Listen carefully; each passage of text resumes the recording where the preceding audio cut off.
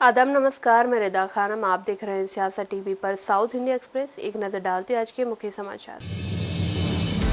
NEET UG परीक्षा में गड़बड़ी और पेपर लीक की चिंताओं के बीच केंद्र सरकार ने भारत में प्रसिद्ध मैसेजिंग ऐप टेलीग्राम पर स्थायी रूप से पाबंदी लगा दी है। सरकार के इस कदम के बाद देश की सियासत पूरी तरह से गर्मा गई है। कांग्रेस नेता अनिल कुमार यादव ने इस फैसले को लेकर प्रधानमंत्री नरेंद्र मोदी और केंद्र सरकार पर तीखा हमला बोला है। इसमें सरकार की नाकामियों, खासकर पेपर लीक की घटना जिसके कारण कई छात्रों ने आत्महत्या की, उस पर जोर दिया। साथ ही प्रभावित परिवारों पर ध्यान रखने और लीक में शामिल टेलीग्राम चैनलों के खिलाफ कार्रवाई करने की केंद्र सरकार की जिम्मेदारी पर भी जोर दिया गया है।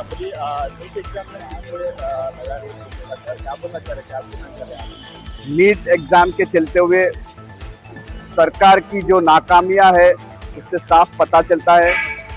जो लाखों बच्चे मेहनत करके एग्जाम लिखने का प्रयास कर रहे थे, उस समय इन्होंने पेपर लीक करवाया है और पेपर लीक होने के कारण कई बच्चों ने सुसाइड भी किया है। इसकी सारी जिम्मेदारी केंद्र सरकार की है।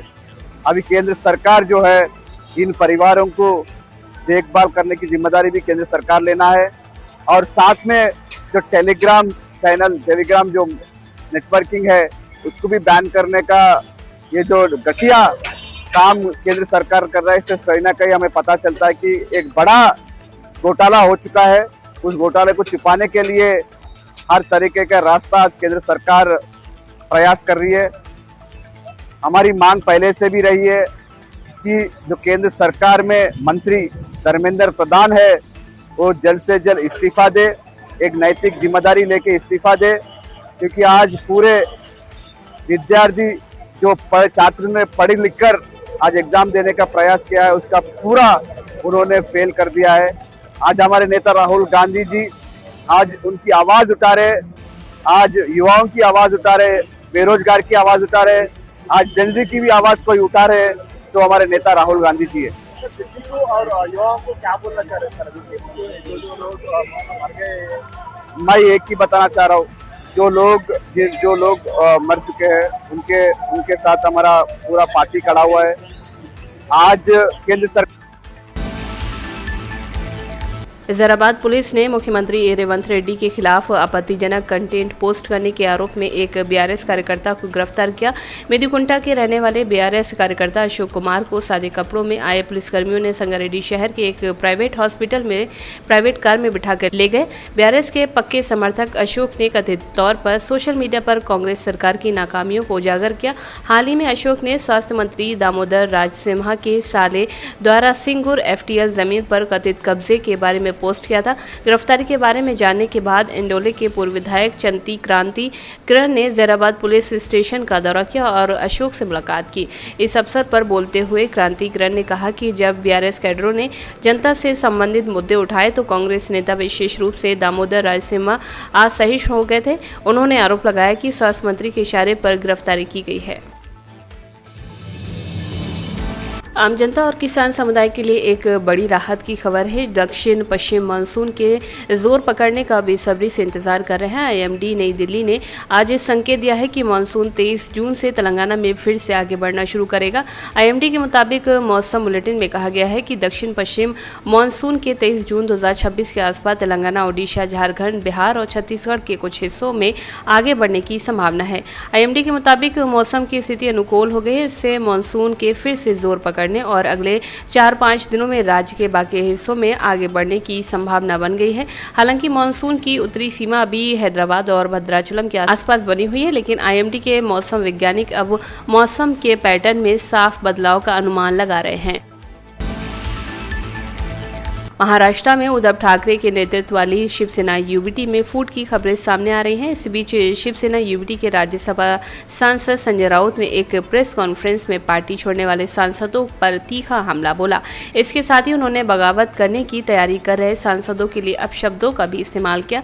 वहीं संजय राउत के इस बयान पर अब शिवसेना यूबीटी सांसद और शिवसेना शिंदे गुट के नेताओं के बयान भी सामने आए हैं। बागी सांसदों के विवाद पर शिवसेना यूबीटी के राज्यसभा सांसद संजय राउत की टिप्पणी पर कांग्रेस नेता हुसैन दलवाई ने कहा कि इस तरह की अपमानजनक बातें कहना सही नहीं है, लेकिन शिवसेना के चुनाव चिन्ह पर चुने जाने के बाद वे बस ऐसे ही कैसे जा सकते हैं। इस तरह से पाला बदलना बिल्कुल ही गलत है। सर गाली बिली देना ठीक नहीं है, लेकिन ऐसा है कि ऐसे कैसे छोड़ते हैं। चुन के आए हो बीजेपी के वजह से चुन के, अब अपना शिवसेना की वजह से चुन के आए, शिवसेना के सिंबल पे चुन के आए। अभी इस तरह के द्रोह करना बिल्कुल गलत बात है। और शिवसेना के साथ फिर उस वक्त इंडिया आघाड़ी थी, कांग्रेस पार्टी थी, एनसीपी थी, समाजवादी पार्टी थी, अलग अलग पार्टियों ने उनको समर्थन किया है। बड़े पैमाने पे एनजीओज लोगों ने समर्थन किया है। और क्यों किया है? बीजेपी के खिलाफ करके किया है। तो आप अगर बीजेपी में जाना चाहते हैं तो इस्तीफा दीजिए और फिर बीजेपी के टिकट के ऊपर चुन के आइए। ये गलत बात है इस तरह के जाना। वहाँ के मतदार जो है ना, उन्होंने इसका जोरदार विरोध करना चाहिए। तो जो शिवसेना यूबीटी की आज हुई बैठक में सिर्फ 3 सांसद पहुंचे, बाकी 6 सांसदों ने पार्टी की संसदीय दल की बैठक से दूरी बनाई है। इसके घटनाक्रम के बाद उद्धव की पार्टी में टूट तय मानी जा रही है। संसद भवन स्थित पार्टी कार्यालय में बुलाई गई बैठक में अरविंद सावंत, अनिल देसाई और राजा वाजे मौजूद रहे। वहीं सूत्रों के मुताबिक संजय दीना पाटिल, संजय देशमुख, नागेश पाटिल, अष्टीकर, ओमराजे नेवालकर, भाऊ साहब बागचौरे और संजय यादव बैठक में नहीं पहुंचे। दावा है कि इन 6 सांसदों ने अपना अलग संसदीय गुट बना लिया और इससे संबंधित पत्र भी लोकसभा स्पीकर ओम बिरला को सौंप दिया है। यूबीटी शिवसेना वेद के उल्लंघन के कारण इन अनुपस्थित सांसदों पर कार्रवाई करेगी। इस पे ये जो आज सदस्य उपस्थित नहीं रहे, वो हम समझते हैं पक्षद्रोह है, क्योंकि हमारे पार्टी का पक्षादेश निर्गमित हुआ था, उन सभी को मिला था। उसके बावजूद वो आज यहाँ उपस्थित नहीं रहे, तो आज हमने उनको शोकॉज नोटिस जारी करने वाले हैं। शाम तक हर एक को शोकॉज नोटिस मिल जाएगी। कितना टाइम दिया है नोटिस को उत्तर देने के लिए? 7 दिन के अंदर नोटिस प्राप्त होते ही 7 दिन के अंदर अगर जवाब नहीं आया तो उसके आगे क्या कार्रवाई? सर अनुपस्थिति को छोड़कर कार्रवाई करिए। आपको नहीं गैर कानूनी कार्रवाई, ये तो गैर कानून धंधा है, हमारा गैर कानून धंधा। सर क्या स्पीकर को चिट्ठी लिखेंगे? सर 7 दिन के बाद स्पीकर को उनके डिस्क्वालिफिकेशन को भी लिखेंगे और उनको भी, सदस्यों को भी लिखेंगे। सर इसके अलावा किसी बात पर चर्चा हुई?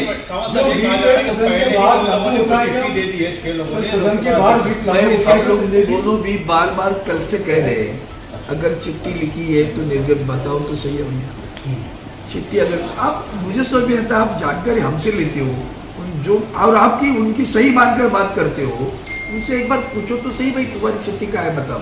एक मिनट, हमारी जो है ना, तो हमने जो नोटिस दी, हमने जो चिट्ठी लिखी सार्वजनिक की है, सभी सार्वजनिक कर दिया ना, तो उनका क्यों नहीं करते?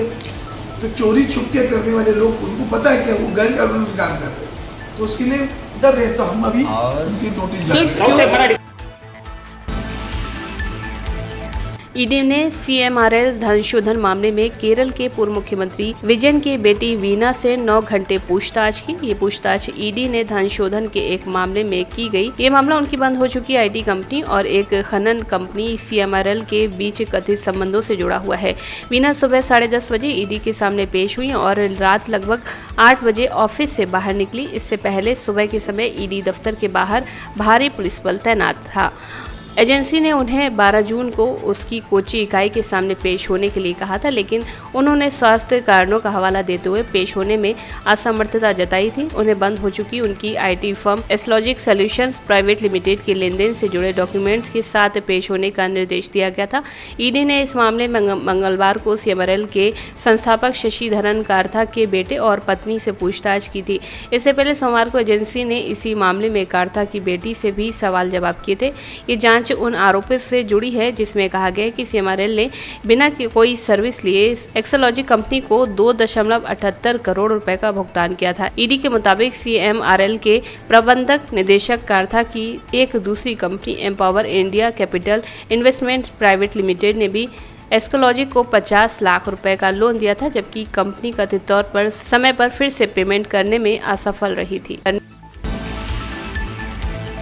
केंद्रीय अल्पसंख्यक मामलों के मंत्री किरेन रिजिजू ने आज कहा कि सब कुछ ध्यान में रखते हुए हम कह सकते हैं कि हज 2026 अब तक का सबसे शानदार हज रहा है। इसके परिणाम स्वरूप भारत ने 2 पुरस्कार जीते हैं। विदेश मंत्रालय ने मुझे ये पुरस्कार सौंपा है।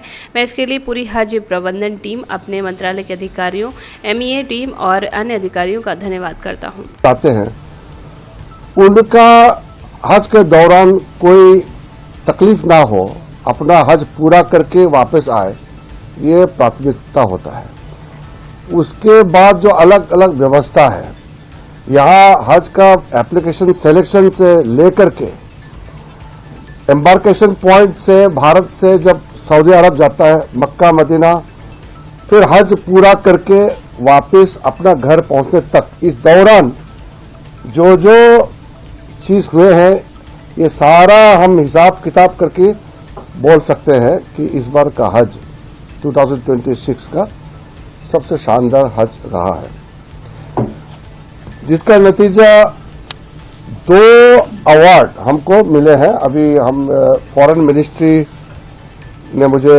हैंडओवर किया है ये अवार्ड। तो ये जो टोटल मैनेजमेंट, हज किस तरीके से मैनेजमेंट किया जाता है और इतने लाखों के संख्या में हज यात्री वहां होते हैं, तो इसमें हिंदुस्तान को जो 2 अवार्ड मिले हैं, इसके लिए मैं पूरे हज के मैनेजमेंट टीम, मेरे मिनिस्ट्री के जो ऑफिसर्स हैं, एक्सटर्नल अफेयर्स मिनिस्ट्री के पूरे टीम, लोकसभा परिसीमन को लेकर दिए गए आंध्र प्रदेश के मुख्यमंत्री एन चंद्रबाबू नायडू के बयान पर कांग्रेस सांसद शशि थरूर ने करारा पलटवार किया है। थरूर ने तर्क दिया कि परिसीमन में सीटों के विस्तार का प्रस्ताव उत्तर भारतीय राज्यों की तुलना में साउथ के स्टेट के लिए ज्यादा फायदेमंद नहीं होगा। कांग्रेस सांसद ने आंध्र CM पर निशाना साधते हुए उनकी और उनके ड्राइवर की सैलरी में इजाफे का उदाहरण देते हुए सवाल पूछा कि क्या आपको दक्षिण भारत के राज्यों की फिक्र नहीं है। शशि थरूर ने सोशल मीडिया प्लेटफॉर्म X पर पोस्ट में लिखा कि नायडू जी, चलिए एक प्रयोग करते हैं। मान लेते हैं कि आपकी सैलरी 2 लाख रुपए है, जबकि आपके ड्राइवर की सैलरी 20,000 रुपए है। आप सभी के लिए 50% इजाफे का ऐलान करते हैं। ऐसे में आपकी सैलरी 3 लाख रुपए होगी और ड्राइवर की सैलरी 30,000 रुपए। प्रतिशत और रेशियो में ये बढ़ोतरी बराबर है, लेकिन क्या आप पहले की तुलना में ज़्यादा बेहतर स्थिति में नहीं होंगे जितना आप ड्राइवर की तुलना में पहले थे। उन्होंने आगे लिखा कि परिसीमन के इसी गणित के चलते दक्षिण के राज्यों के मुख्यमंत्री चिंतित हैं। थरूर ने नायडू से सवाल पूछा कि क्या आपको नहीं लगता कि आज यूपी में लोकसभा के सांसदों की संख्या 80 है और केरल के 20 सांसद, अगर कल को ये 120 बनाम 30 हो जाते हैं तो क्या कोई अंतर होगा। कांग्रेस सांसद ने आगे कहा कि थोड़ा अनुपातिक अंतर और पॉलिटिकल वजन में बहुत ही ज्यादा अंतर है। केरल के 10 और सांसदों के मुकाबले यूपी के 90 और सांसद, क्या इससे आपको कोई फर्क पड़ता है? दक्षिण के राज्यों का राजनीतिक वजूद मत भूलिए। आज DMK के नेताओं ने विरोध प्रदर्शन किया। ये विरोध तब हुआ जब TVK के नेतृत्व वाली गठबंधन सरकार के तहत तमिलनाडु विधानसभा का पहला सत्र शुरू हुआ और गवर्नर राजेंद्र विश्वनाथ आलेकर ने सदन को पारंपरिक संबोधन दिया। रिपोर्ट के मुताबिक अपने संबोधन में गवर्नर ने मुख्यमंत्री C. जोसेफ विजय के नेतृत्व वाली सरकार की नीतिगत प्राथमिकताओं, कल्याणकारी वादों, विकास एजेंडे और आने वाले वर्षों के लिए प्रशासनिक रोड मैप के बारे में बताया। हालांकि सत्र के पहले दिन मुख्य विपक्षी पार्टी DMK ने विरोध प्रदर्शन किया। M.K. स्टालिन के नेतृत्व वाली पार्टी के विधायक काले बैज पहनकर विधानसभा में दाखिल हुए और उन्होंने सत्ताधारी सरकार के खिलाफ प्रदर्शन किया। रिपोर्ट के मुताबिक सदन की कार्रवाई शुरू होने से ठीक पहले विपक्ष के नेता उदयनिधि स्टालिन के नेतृत्व में DMK विधायक सचिवालय परिसर में विधानसभा हॉल के बाहर जमा हुए। उन्होंने प्ले कार्ड लिए हुए थे और नारे लगाए, जिसमें उन्होंने राज्य सरकार पर कानून व्यवस्था बनाए रखने में विफल रहने का आरोप लगाया। उन्होंने सत्ताधारी गठबंधन पर राजनीतिक प्रलोभन और हॉर्स ट्रेडिंग के जरिए विपक्ष को अस्थिर करने की कोशिश करने के भी आरोप लगाए। विपक्ष के कई सदस्यों ने ऐसे बैनर दिखाए जिसमें विजय के कार्यकाल में अपराध की बढ़ती घटनाओं और प्रशासनिक विफलताओं का जिक्र था। साउथ इंडिया एक्सप्रेस में बस इतना ही। मुझे दे इजाजत। आप बने रहे सियासत TV के साथ।